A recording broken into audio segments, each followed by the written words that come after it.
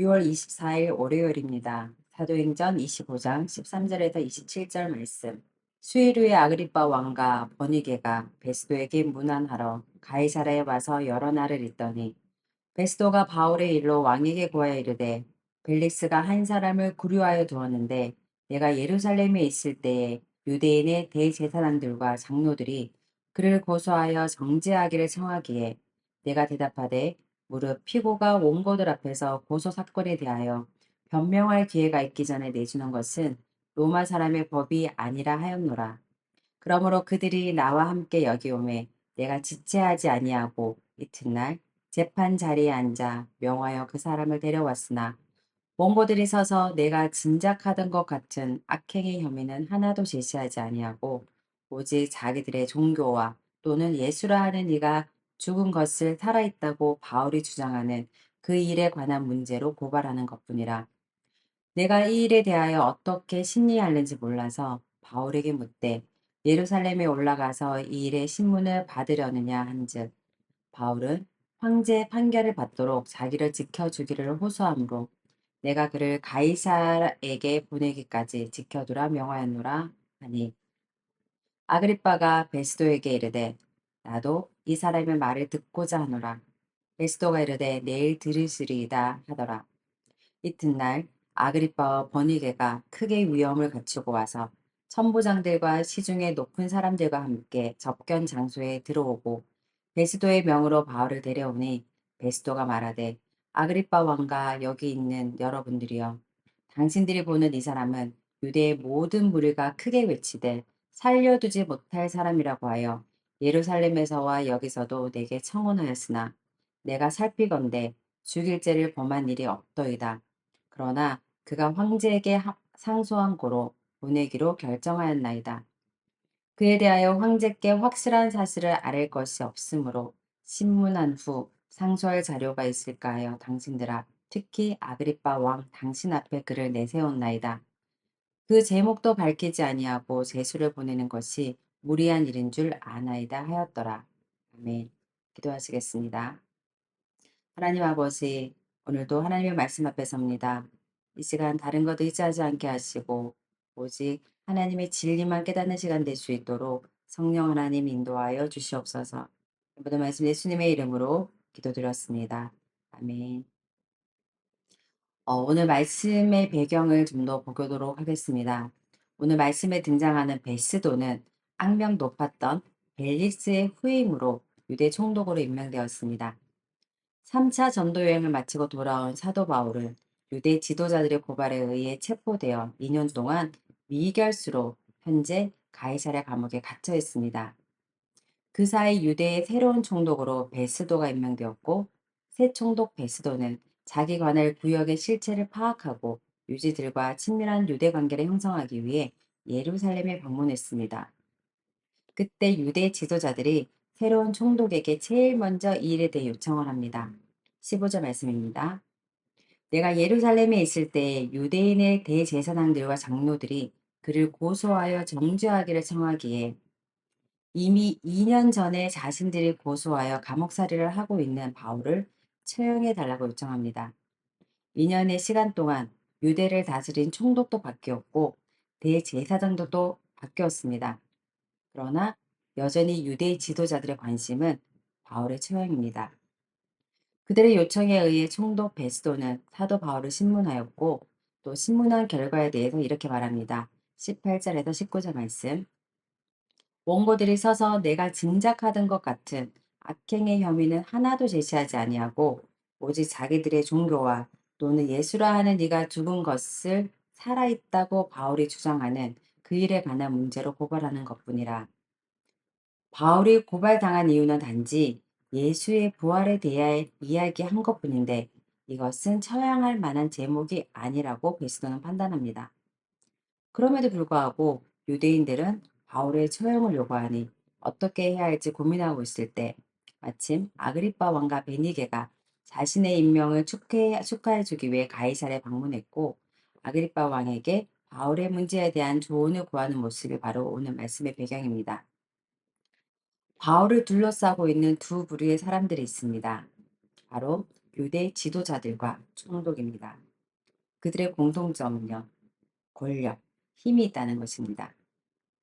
권력은 사람을 살리기도 하고 죽이기도 합니다. 베스도의 전임자였던 벨릭스는 바울의 무죄를 알았습니다.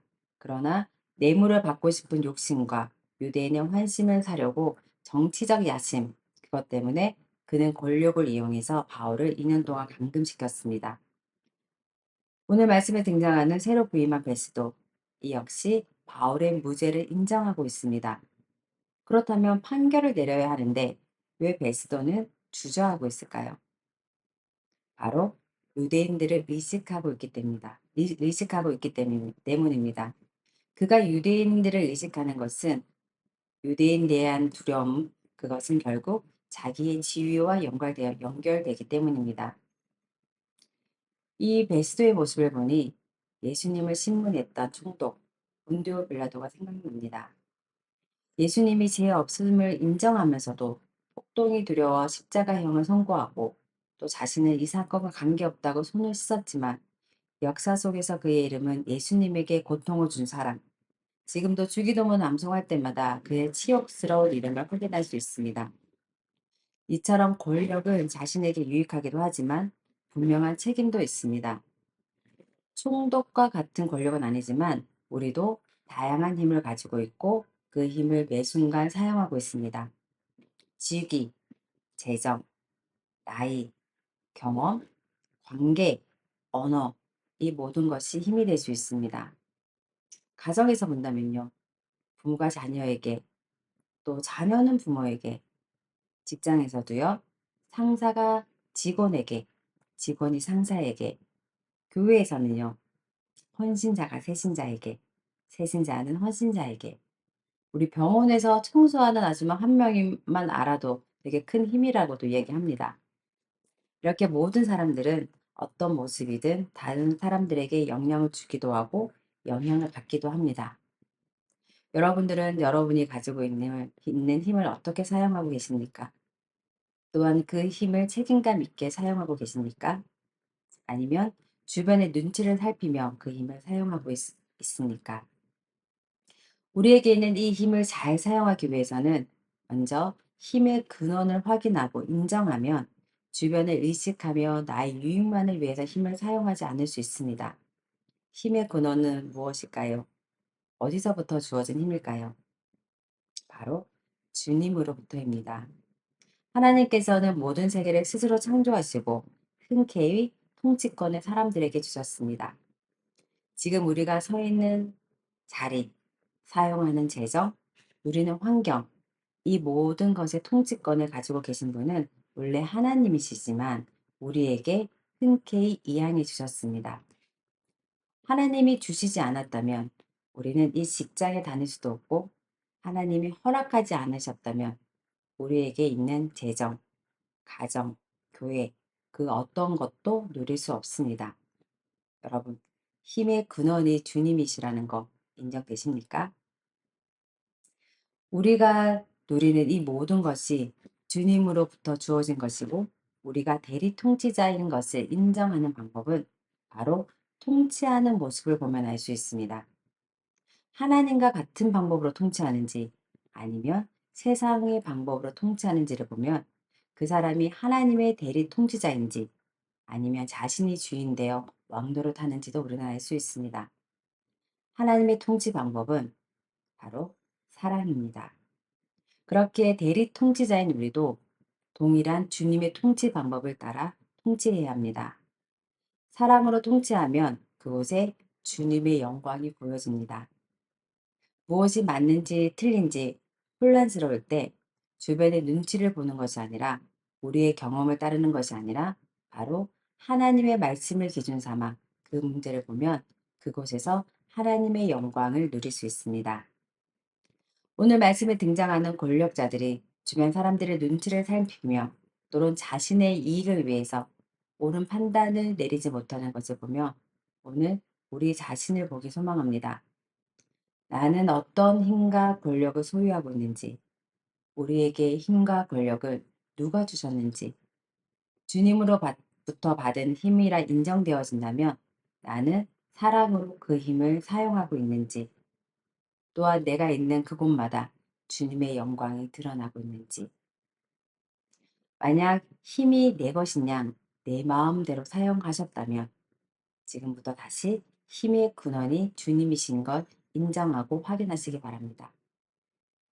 이미 우리의 힘의 근원이 주님이시라는 것을 우리가 인정된다면 이제는 우리가 그것을 사랑으로 통치하는지 확인하시기 바랍니다. 그래서 우리가 하는 말, 행동, 결정, 이 모든 순간순간의 모습을 통해서 주님의 영광이 보여지는 오늘이 되시기를 간절히 소망합니다. 함께 기도하시겠습니다. 하나님 감사합니다. 아무것도 아닌 저희들에게 하나님께서는 대리 통치자라는 권력을 허락하여 주셨고 하나님의 방법으로 통치하기를 원하셨습니다. 하나님, 우리에게 주신 그 힘을 우리가 어떻게 사용하고 있는지 다시 한번 확인하기를 간절히 소망합니다. 우리 또한 하나님의 통치 방법을 따라 사랑으로 통치하게 해 주시고 우리에게 주어진 말, 행동, 환경, 재정, 모든 환경 가운데 온전히 주님의 영광만 드러나는 오늘의 하루가 되어줄 수 있도록 성령 하나님 인도하여 주시옵소서. 이번 말씀 예수님의 이름으로 기도드렸습니다. 아멘.